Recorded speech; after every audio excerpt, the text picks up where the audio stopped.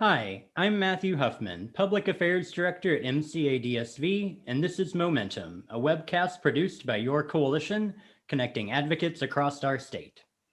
So this month is March, and that is Women's History Month, and I am very excited to be joined by three women who have been making history in their communities and adding to the collective history of Missouri's advocacy movement.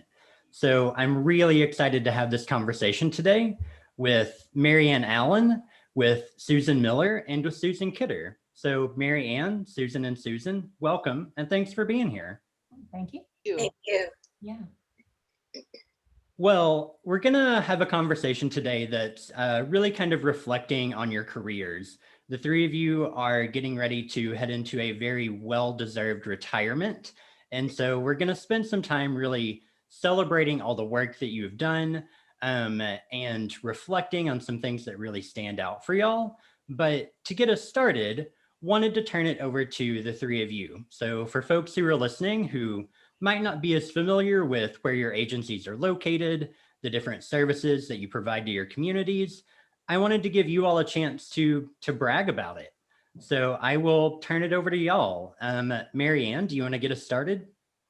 Hi. Yeah. Thank you, Matthew. I'm Mary Ann Allen, and I'm the director at Haven House, which is a 32-bed shelter in Poplar Bluff. I've been here since July 1987. So longer than some of my staff have been alive. But we have a pretty comprehensive program here. You know, we do batter's intervention, we have therapy, we have 2 court advocates, 4 advocates working with women who live in the shelter, sexual assault services. We've been pretty steady with our mission for the last, I think we've been open 36 years. So. Great. Thank you, Mary Ann. I'm going to move up the state a bit from Poplar Bluff and turn it over to you, Susan Kidder. Thank you, Matthew, and thanks for the opportunity to be here. This is really special. So I'm Susan Kidder, and I am the proud and honored CEO of Safe Connections.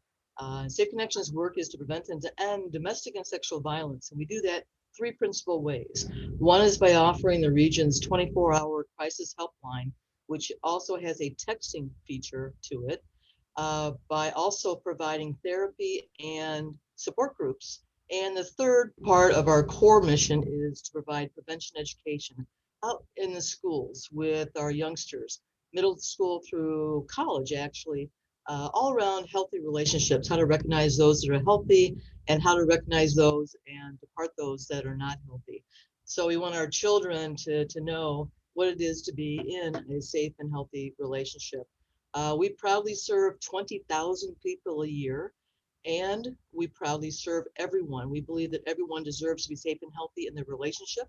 So that means we are inclusive of all genders, gender identities, gender expressions, and sexual orientations, and very, very overt about that. We've been serving since 1976. So we are at our 45th year of service, and all of our programs and services are barrier-free. So no fees, no charges, full access for everyone. Fantastic. Thank you, Susan. And then last, but certainly not least, we'll move over to the other side of the state, and I'll turn it over to you, Susan Miller. Sure. So I've been CEO at Roseburg Center for the past 25 years. Roseburg Center provides comprehensive services to survivors of domestic violence and their families. And we serve about 14,000 individuals every year. We also provide services to their pets. So that's a new service that we've had in the last several years we're really proud of. So we have a comprehensive program, a shelter program that provides counseling, therapy, case management. We also have a fairly large housing program that provides affordable housing for individuals and families throughout the Kansas City area. We have a hospital advocacy program that's we're in 5 of the hospitals here in the metro area. We have a pretty coordinated community response here in Kansas City. It's called the Blueprint for Safety, which is modeled after the St. Paul blueprint. And so that's really been something we're really proud of, to really be able to make progress with our community partners to keep victims safe and hold offenders accountable. We have a violence prevention program in the schools as well. And we have a lot of court advocacy programs too, working with the police and the courts here in Kansas City. Thanks, Susan. And again, I want to say a big thank you to all three of you for being guests on the podcast this month. I have been trying to think about it as I was kind of putting together this episode, and I don't know if there's been a time that I've been in a room with the three of you. And so even though we're not all in the same physical room right now, I'm excited that we can all be in on this conversation together. And so to kind of get us started in this, I'm really curious to hear from each of you. How did you get started in advocacy work? Did it start out originally in domestic and sexual violence, or did you take another route to get here? And I'll let this be kind of organic. So whoever wants to go first, we'll just kind of do a popcorn style. Okay, well, I'll be happy to go first. Before we moved, I was raised in Central Missouri and worked for the Missouri Department of Social Services as a child abuse investigator. And I lived in Jefferson City. And for a short while, when Jefferson City first opened their shelter, we decided that there needed to be a liaison workers. That was my first exposure at all to a domestic violence shelter. And so I worked with them a short while, and my husband then got a job and we moved to Southeast Missouri.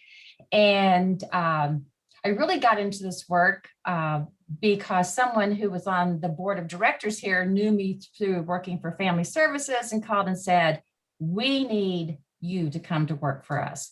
And it's a part-time job, which sounded good with two babies at home. And so because my first husband was very abusive to me, my husband said, "Are you sure you want to think about that every day?" And I said, "Maybe that's why it happened to me. I don't know." And so I came to work here, and at that time we had 3.5 employees. I was the half. And it's grown a lot, but I'm very proud of that. We've stayed in our mission and we've done such a good job in a small community. But that's how I came into the work. I know Susan Miller and I have been to Washington, D.C. a lot. And do you remember, Susan, when Congressman Skelton was asking everyone how they got into the work and they're all going through their degrees and all that? And he came to me and I said, "Yeah, my first husband was mean as a snake." And he started laughing, because I think that's how a lot of people get into this work, is that they have that personal experience. They have the heart for it. And I think that's an important part of what we do. Not everybody needs to be victimized to be able to do a good job. I'm just saying that as long as we really have a heart for the work, empathy for people, and I can tell you that every day I've thought about it and I have thanked God that I have the upbringing and the family support and the opportunities that I've had. And so if we can bring those to other people, that's what we need to be doing. Thank you, Marianne. I love that. I agree. I think a lot of folks come into this because we have the heart and the passion for it. And if we haven't experienced some form of violence ourselves, we know and love people who have.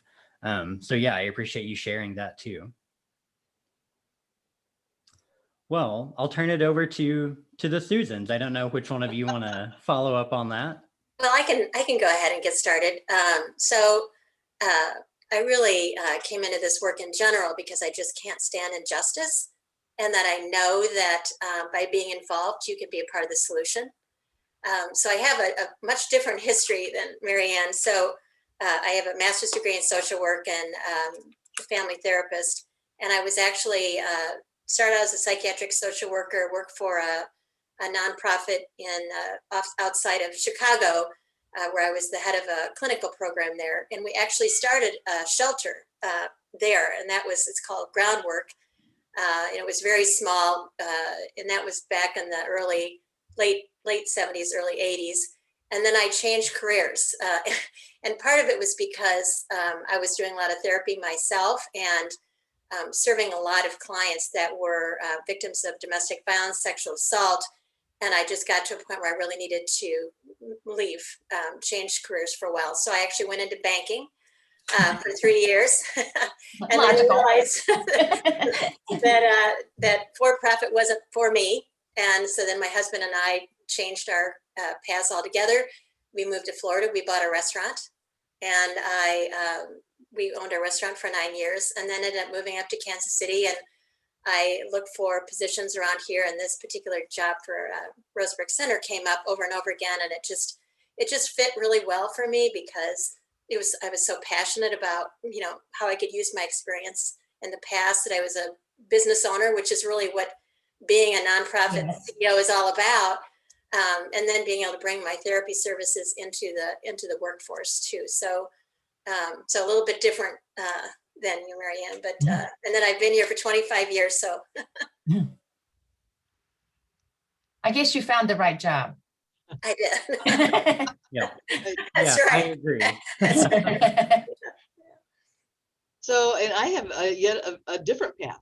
I'm a child of the 70s in terms of high school and college. So I was in high school, and in 1972, I am a charter member of the Title IX Club. So in 1972, tennis is my jam. So I was able to move from the bleachers to the courts because of Title IX, right?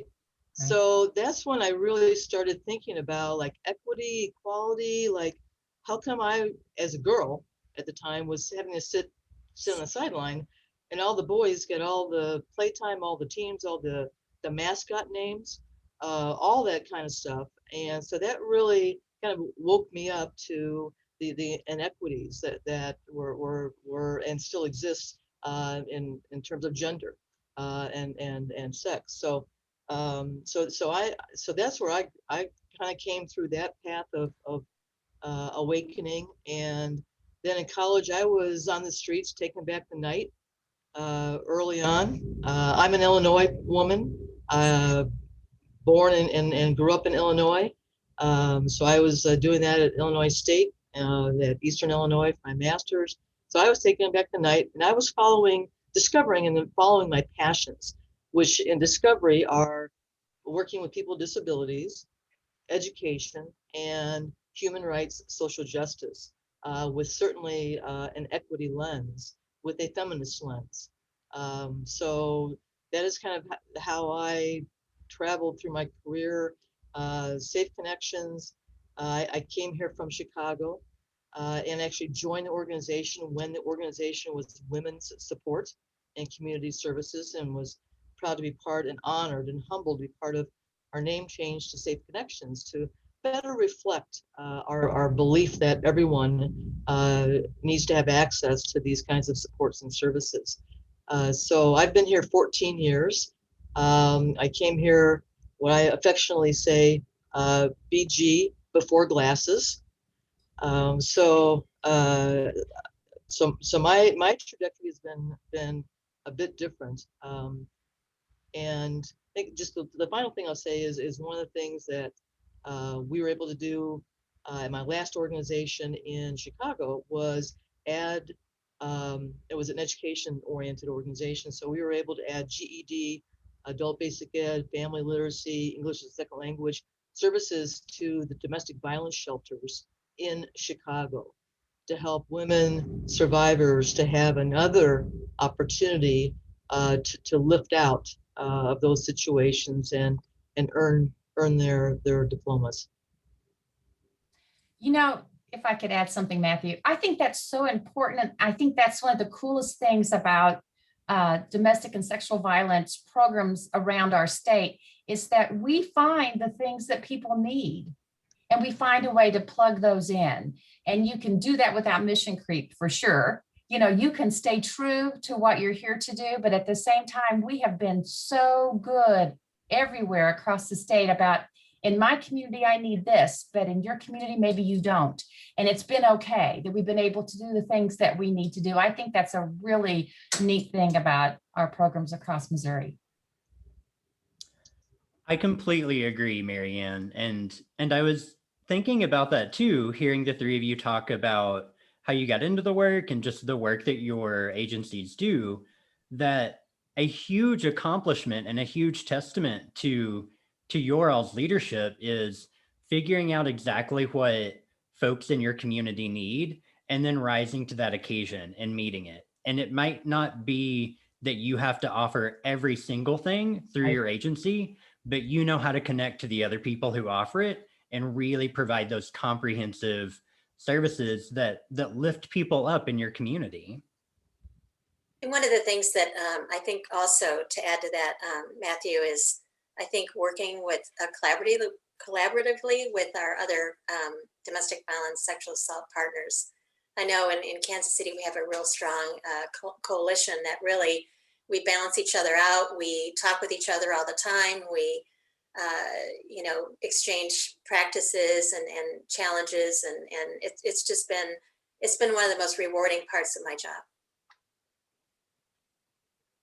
I'll jump in too and just say, absolutely. I mean, we enjoy and have worked towards the same thing in St. Louis, where, it is a collaboration. It's all people rowing in the same direction to provide whatever is necessary so that people can have better lives and lives free from intimate partner violence. And we also, to your point too, the collaborative nature of, we know as Safe Connections, we don't provide legal work or transportation or childcare or employment or any number of things. We have partners who do that. So we're not going to go about duplicating those services. Instead, we're going to draw together as a big team to make those opportunities available to those we serve. And I think that those opportunities are such a really big achievement. So I kind of want to build on that and ask you all, reflecting back on the work that you all have been able to do at your organizations, what are some of those big achievements and those milestones that really stand out for y'all? And it doesn't have to be just one. So if you have a few that really stand out that you're just incredibly proud of, let's hear them. Marianne, go ahead. Thank you, Susan. Yeah, one thing I thought of after Matthew asked that question, I thought, well, maybe that's not exactly what I was going to say. But as I look back over the years and how the whole coalition has grown, but I think one of the big milestones, probably a big one, would be that when we finally got, in the very early 90s, we finally got into the state budget. And that was such a huge milestone. Now, we got in for $0. So it was like we got to the party, but nobody asked us to dance. But that's okay. We still got invited to the party. And before we knew it, that has grown. And that has been a great thing for all of our programs across Missouri. So I think when I think about that and how silly it seems in hindsight to be so excited about having a line item with no dollars, but I think that was a big deal for all women in Missouri, all the programs in Missouri. But when, and I'd spoken earlier about this, is that milestones, to me, I mean, sure, we were able to, more than double the size of our shelter and add batters intervention. There have been lots of those things, but I think real milestones for me, just the other day, I got a letter from a woman who said, I was there in 2012. My son and I are doing great. I am buying a house. I remember how supportive you were of me and told me I could do better and I could do all right. And I'm doing that. And here's a check, pass it on to, and I thought there's a milestone, is that there's somebody out there who's living a safe life and a better life. This particular woman's husband murdered his next partner. And so she was, she has really made the right decisions for her and her children. And those are her successes, but it's just so good to hear that people can access what we have to offer and really use us as a launching pad. And I just think that's the best thing that can happen. I'll add that when we talk about milestones, when I think about milestones, I think about the word we, in capital letters, WE, and that although I'll just use my I voice. I've learned how to do that over the years. I just believe that everything that happens is because of we. It's because of those we have the absolute honor to serve through our staffers, through our volunteers, through our board, through our donors, supporters, all of that together as a composite really make the milestones possible. In addition to the day-to-day, successes and victories and reasons to smile. So I frame it that way, that when I share a few of the things that I'm most excited about, it's really been a we effort. And I'm excited about our move from a women-only organization to serving everyone. That was really a milestone, and really taking the gender out of our name.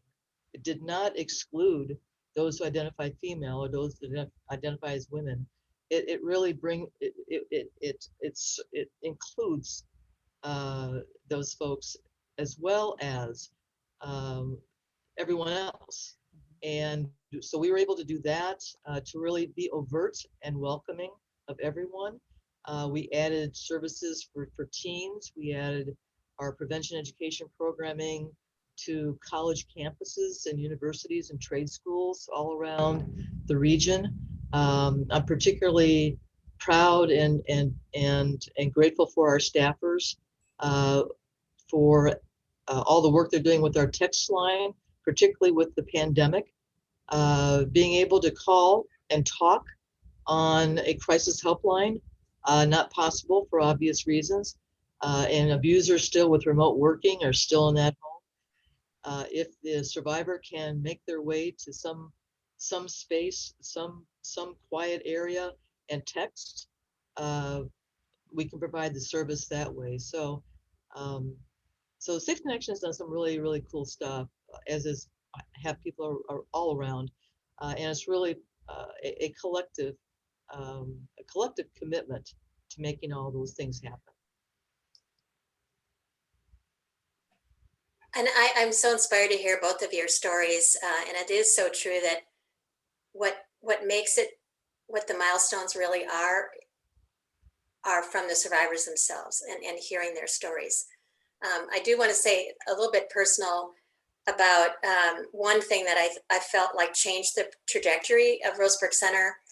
So when I started, we were at a small location that was pretty unsafe in the Kansas City metro area here, and I recognized that we'd had some problems already, but sort of like a meant to be kind of situation that you'd mentioned, Marianne. So after the first year I was here, I was held up in front of the shelter at gunpoint, and it was pretty traumatic. But it was sort of a message that I either needed to make the decision that I was going to leave because it was too scary for me, or I was going to have to do something about it and create a safe place for everyone in the shelter. And so I had no experience in fundraising or whatnot, but we were able to gather together. And again, as you mentioned, Susan, working with the board and everything else, we were able to raise enough funds to be able to, move to another location that was significantly larger. So, and really, that was the impetus for us to really be able to create a safe space for all of our residents, for all of our staff, and to be able to really expand the services to meet the needs of those in the Kansas City metro area. So it was just one of those things that was sort of, I think, meant to be, and then created the opportunity for growth and expansion of services to meet the needs here. So. Well, thank you all for sharing those stories. And something that I heard each of you say that I really want to lift out is that all of your milestones and achievements aren't about something that you singularly did, but really talking about collectively, here's what we did. We did as a staff and as a board and as a community and as a coalition. And I really appreciate and value the way that you reflect on that of we collectively can really accomplish a lot and do amazing things. So I love the way that you framed that. I also want to build on that a little bit and kind of focus on, that collective impact that we can have. And so I'm also kind of curious if y'all can share the different ways that you've been involved and connected to MCADSV over the years. Well, I'll start with that. So when I first started at Roseburg Center, I became a member of the board, and I think I'm still a member right now. And I've been on probably board, I don't know, 15, 16 years. I don't know. Collectively, I always have a hard time. 112. I don't know how many, but and I was board president a couple times.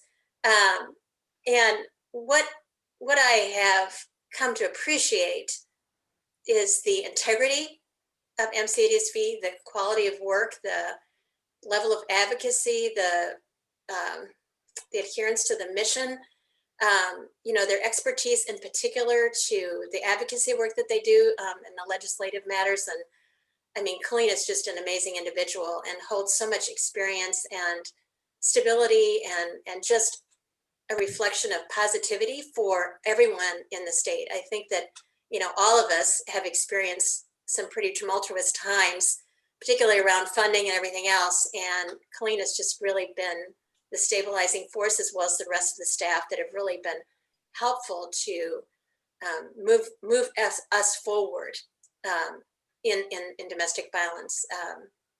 So I just have such great respect for them and have appreciated how they've added value to the work and also for my staff to be able to have access to the training and just consultation and just being there, knowing that they're there to help us. Yeah, I'm gonna echo Susan's words and kind of add our gratitude. Every time I talk with or email or communicate with anyone from MCADSV, I think I end it with, I hope that I tell you this often enough, how much we appreciate you and we are grateful for the amazing work that you do. Matthew, I think that when we were setting all this up, I think I might have had that sentence. I try to always say thank you, because MCADSV rocks. We are so proud and honored and grateful to be members. And I will use my I voice. I believe so much in statewide membership. They're participating in that, contributing to that.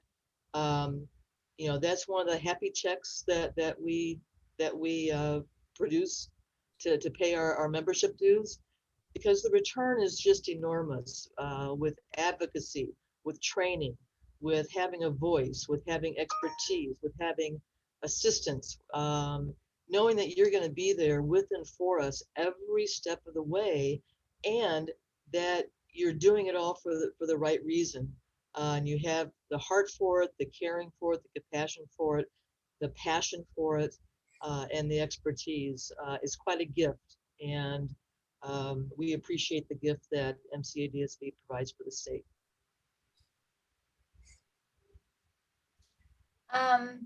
I came to find out about the coalition. I started in July, went to a conference in like October, November, and a woman spoke there and I cried through the entire presentation. And so on Monday, when I got back to my office, I had a call from someone who was involved in a small board. They had about 4 women, I think, at that time who were involved in the coalition, and said, I think we need you. I think you need to come and be a part of this. And so very early on, I got involved with the state coalition. And I think one of the most exciting things I've been able to do in the entire time I worked here is I was on the board when we hired Colleen. I was such a kid, I didn't realize she was too young for that. And so, we're all very young back then. She was a brunette. That's how long ago it was. And to watch how she just, in a very different time, a different culture going on, she was able to make her stand at the Capitol. And I think that was a difficult thing to do. Also to rein in a lot of us who were strong-willed and being our own leaders, to have to come together and collaborate on things and agree on things we didn't always agree on. It's been a ride now. I'm sorry that I'm so emotional about this. But to watch the things change, to finally get state funding, to get the probable cause arrest bill, so many things that were big in the lives of people who were being victimized by domestic violence. It wasn't going to happen without a statewide effort and somebody to say, you got to go talk to that person. You got to go talk to that person. And so it's just been phenomenal to watch a girl from Colleen with her records in the bathtub to a staff, I don't know, you got 14, 15 people, I don't know. But the kinds of things that have happened, the technical assistance that folks get, it's just a real blessing to see that you have somebody to call and find out things, because we've gotten so big now, you don't know who else, you don't always know the directors everywhere, they change. So to have that constant group of people you can call and get information, or at least find out who else to call, it's just made a difference for so many, for us and other rural programs, especially who are kind of flying by the seat of our pants a lot, trying to figure it out. I've been on the board. I've had a couple of runs at that state board thing. Susan, you were a great one. I was just one. But finally wore all that out, but I probably put 50,000 miles driving to Jeff City. But anyway, it's been worth it. And it's so exciting to see that. And a lot of people don't know that Colleen was instrumental in a charter member of the National Network to End Domestic Violence. And that is our national lobby group. They have their ear to every bit of legislation that's occurring in Washington. Those are the emails you get to say, call your congressman.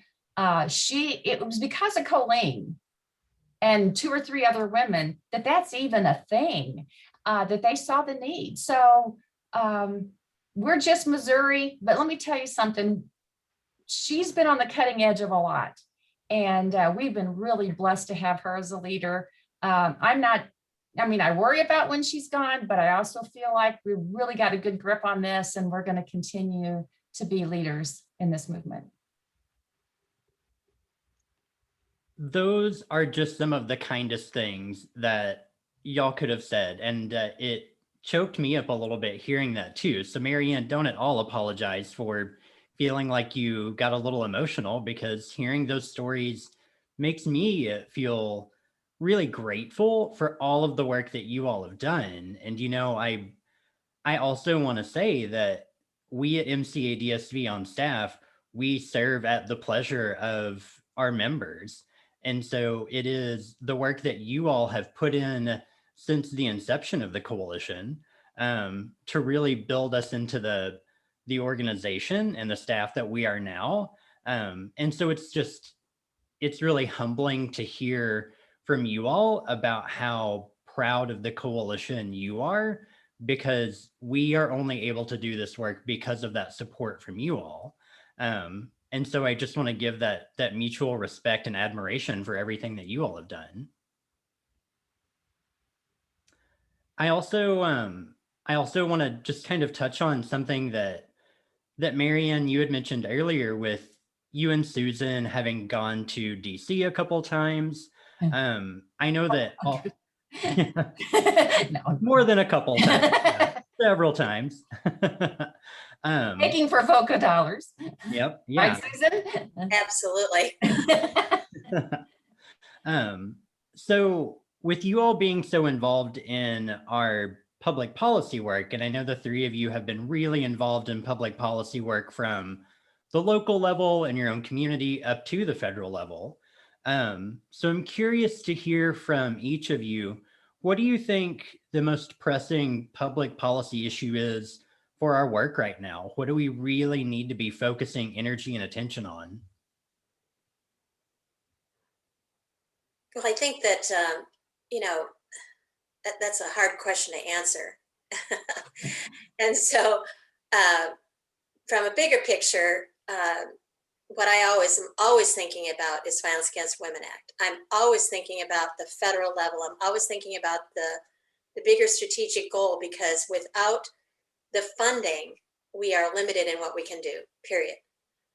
And so I feel like that from a federal level is the most important work that we can do. And from a local level, Marianne, I've been so amazed at how you've been so attuned to the policies and practices here in Missouri. And I can't even begin to say what all those are.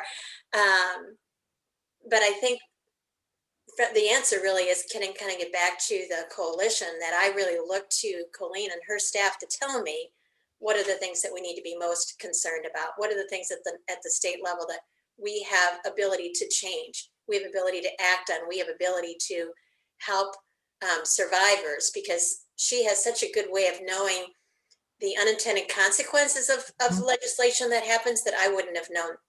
Right. And again, I don't have, that ability. I mean, she's so good at it. And the only other thing I want to say is that I think that the biggest issue too is just making sure that you know who your legislators are, both local and national. And that's how you stay attuned, so that we do hear from Colleen or from the national level, these are the things we need to be worrying about. I can go ahead and pick up the phone, and we have a relationship with our legislators, and they know who we are, and we have credibility, and that can really impact what happens. I would like to think that. So I'll go think- next. I'll go okay. next because so I can hand the baton off to the anchor, Marianne. Right. Does that mean I'm going to sink us? No, Okay. Oh, you got the relay going, anchor leg about to come up. So that I agree with Susan. It's a difficult question to answer very specifically. I kind of thought of it broadly, and that is whatever those policies are, they must, it's a mandate that they be developed, created, and implemented with an equity lens, an equity requirement across all systems of oppression and marginalization in marginalized communities, because that really translates into access. So that was kind of my broad, and thinking through this question is really having equity at the front, so that our BIPOC community, our AAIP, I mean, every marginalized and every othered community, every othered identity must be at that forefront when those policies, practices, and the guidelines and the codes are developed, implemented, required, and measured. When I think about public policy, and that was a tough one, so I was thinking more on the statewide level, and I think Susan Miller had mentioned the unintended consequences. Those are things that need to be really thought out as we decide what bills we're going to support, what ones we're going to be against. Because, for instance, that presumed 50-50 custody thing was scary. And so we finally got a domestic violence provision in there. But what did we do with that? We now have someone who's been a victim of domestic violence having to prove that. So we have to think about how that affects folks. And are people going to be afraid to do that because they're not in a position of having to face their abuser and say, this is what he or she did to me. And so it seems like we get one fire put out and another one comes up, and we have to always be thinking about, when we support things, how are they going to work out in the long run for the families that we serve? Because what we want is safety and opportunities for people. So that's something, as we think about public policy, that I think we always have to be thinking big picture about. Of course, guns and abusers, that's just stays on my prayer list. I don't know. But that's a big issue for us too in Missouri. But if I can have just a moment to rant, I believe Absolutely. that we need to be worried about funding in Missouri. I think we have seen that recently. that somehow our expertise at working with crime victims has just kind of gone away. I have been saying since 1987, if we don't know what we do and how valuable it is, somebody else will tell us what we need to be doing. We need to be, and I think we're doing that better with the coalition and policing ourselves and setting standards for service, but we really need to be doing a good job with that, because it used to be that we were in no money in the budget.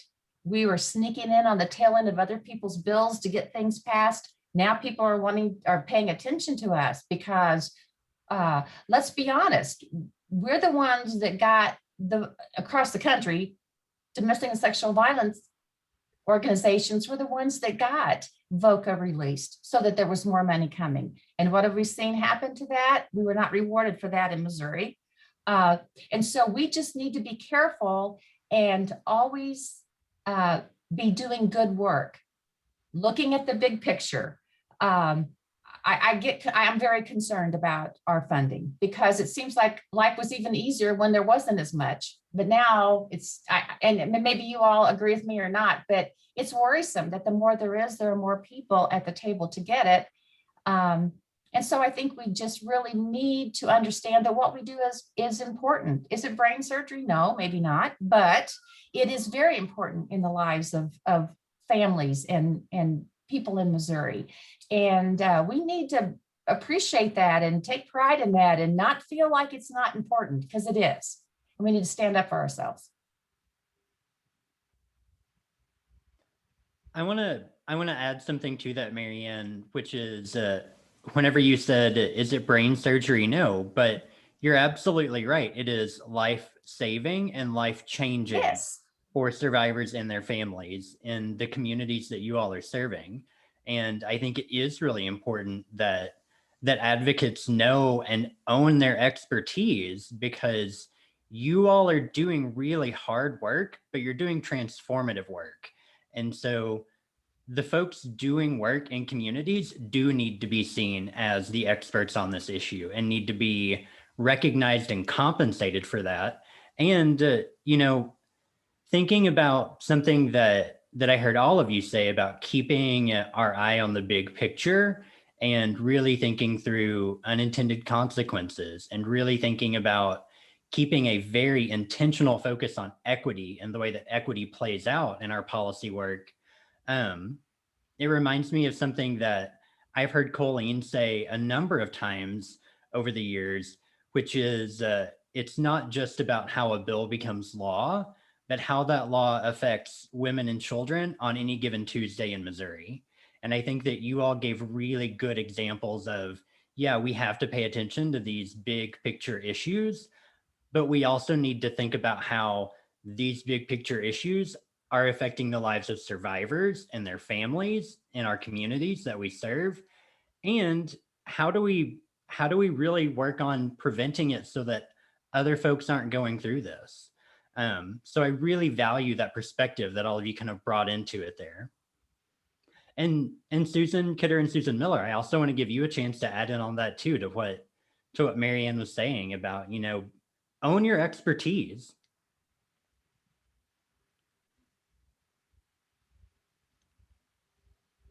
I definitely agree with Marianne. I think that for many of us, there's sort of like, we're proud of what we do and we're advocating for others, but we need to be advocating for ourselves and not be embarrassed or feel shy about saying that our work is of value.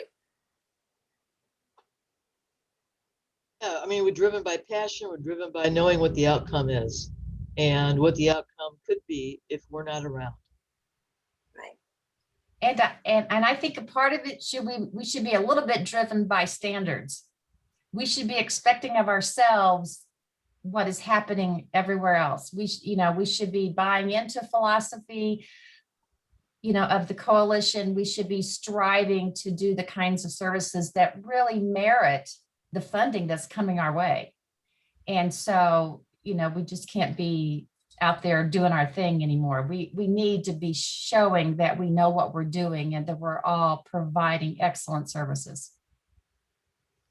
Right, and that gets to trust, and it gets to stewardship. Mhm. Absolutely. Yeah. So I actually want to build on what you just said, Susan, about building trust and stewardship. And kind of the final question that I want to ask each of you. And I want to give credit to this question to Susan Miller, who worked with me on it. But thinking about the next generation of leaders coming in and continuing this work and moving it forward, what advice would you give them?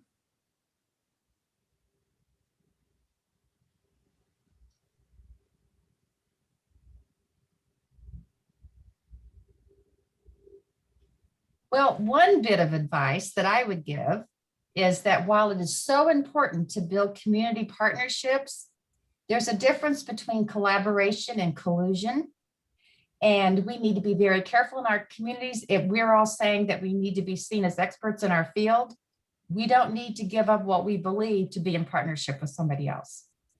We need to stand by what we know is right. We need to work with people as best we can.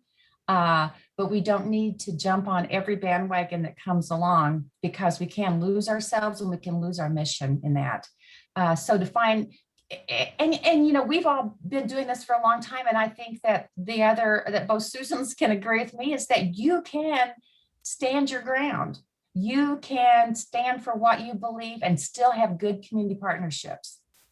You don't have to go down a rabbit hole with people. And I think that's something that it takes a while to learn. So as new leaders are coming on, I think you can be intimidated into those kinds of things.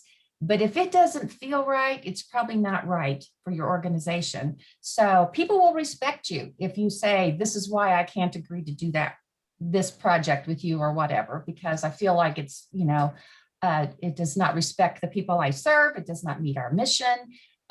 So remember, collaboration is a great thing, but don't let it slide into collusion so that you're doing things that are against what you believe.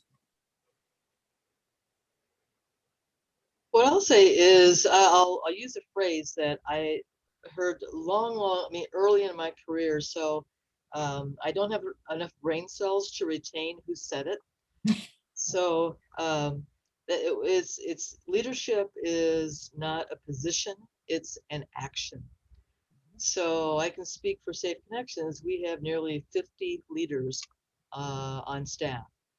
So my advice, sage counsel, I think I've earned that word sage perhaps, is to not be afraid or intimidated but from going for it. You know, if you think that you only have half the skill sets or half the abilities or whatever it is, go for it anyway. In terms of, if that's your career, your own personal chosen career trajectory is to move your leadership from action into a title, go for it. Don't hold back. Also, I think it's really important, and this is something that benefited me early on, and that's to find a mentor. Find a mentor today. I've been in nonprofit work for 40 plus years. I've been at Safe Connections 14. I still will sit back and say, what would Betty do? So finding a mentor who will stay with you and you stay with, who you honor and respect, admire, I think that's really, really important. That's a good point, Susan. I think for me, a couple things kind of building on what you said, Susan, is I think that a true leader is someone who, first of all, listens to their staff, and that's where all the best ideas come from. That's how you build your ideas. That's how you build, you listen to find out how can you best meet the needs of those who are coming to you.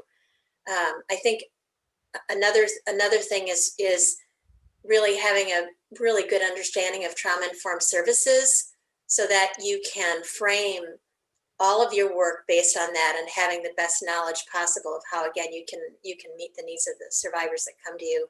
And also have a good understanding of vicarious trauma, because I think that that's something that sort of sneaks up on all of us. And I know it certainly has for me many times. And so to that end, making sure that you have a way to take care of yourself, a balance in your life, and really being able to find that support system. And I guess part of that's mentoring, like you had talked about, Susan, but really keeping that in mind, because this work is very hard and it takes a toll if you don't provide that safety net for yourself.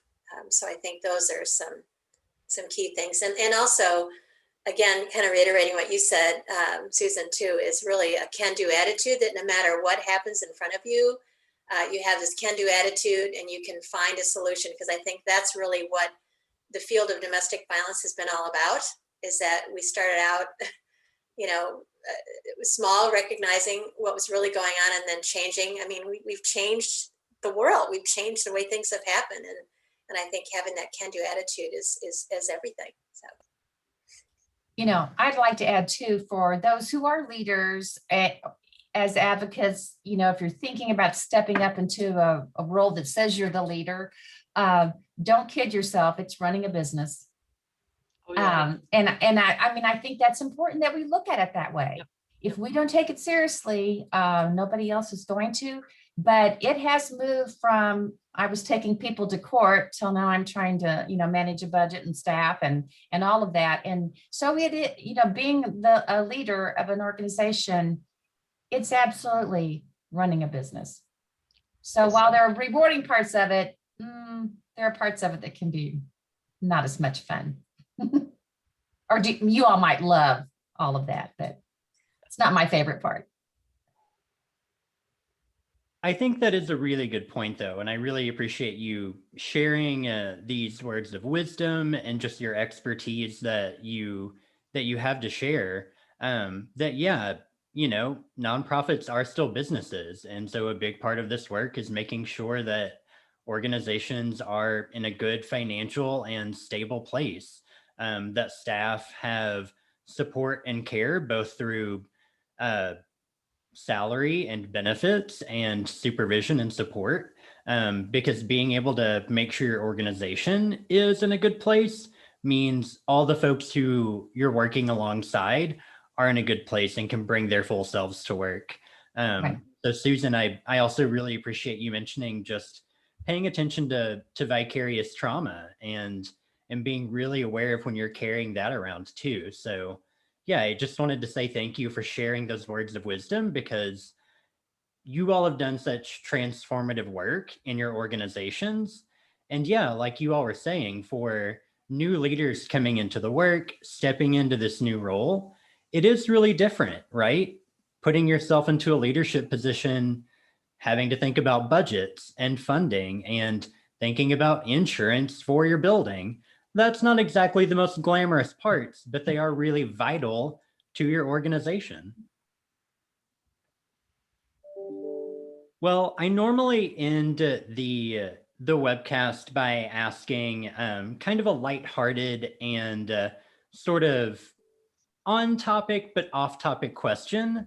And I've asked a lot of those of you today. And so I actually was thinking about it of how I wanted to structure this, and decided that since you all have been really reflecting and sharing so much, that I'd take the opportunity to do that as well, and just reflect on some of the things that have stood out for me in being able to work alongside you. And so I was thinking about different memories that I've had in working with each of you. And one of my first memories, it was right after I got started at MCADSV 9 years ago. And St. Louis was one of the regions that I was working in.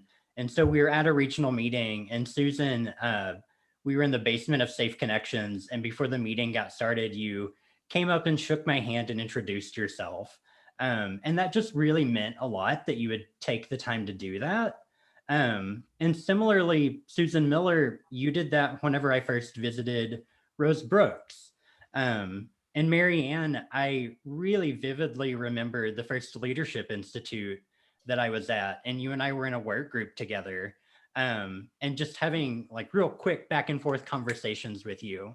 And so just wanted to reflect and share on those that that you all have really had a big impact in my work that I've been able to do over the last 9 years too. And so wanted a chance to reflect on that and say thank you all for the work that you've done. It's been really impactful, not only for your organizations and your community, but for all of us on staff at the coalition too. So we're grateful to you all. Thank you. Thank you for sharing that. Yeah. Yeah. Well, I again just want to say thank you. Thank you for taking the time to be on the webcast with me today to share all of your thoughts and your expertise. And I also want to wish y'all a very happy and well-earned retirement. Thank you. Thank you. All right. Well, thank you all. Bye. Thank you. Bye-bye.